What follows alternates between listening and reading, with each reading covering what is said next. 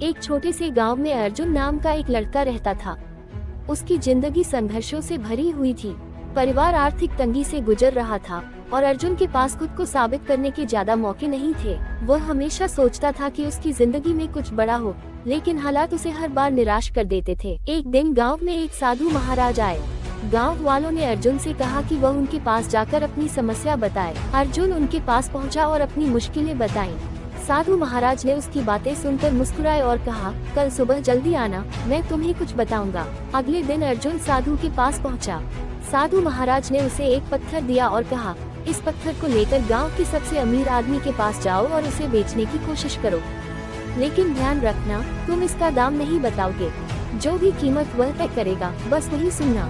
अर्जुन पत्थर लेकर गांव के अमीर आदमी के पास गया। अमीर आदमी ने पत्थर देखा और कहा, ये एक साधारण सा पत्थर है, मैं इसे 10 रुपए में खरीद लूंगा। अर्जुन वापस साधु महाराज के पास गया और पूरी बात बताई।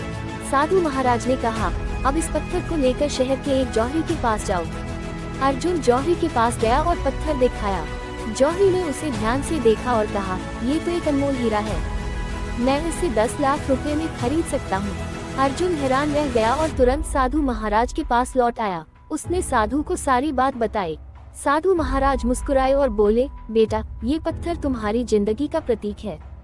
दुनिया तुम्हें कैसे देखती है, ये इस पर निर्भर करता है कि तुम खुद को कैसे पेश करते हो। अगर तुम खुद को साधारण समझोगे तो लोग तुम्हें वैसा ही देखेंगे, लेकिन अगर तुम खुद को एक अनमोल हीरे की तरह देखोगे तो दुनिया भी तुम्हें उसी तरह मानेगी।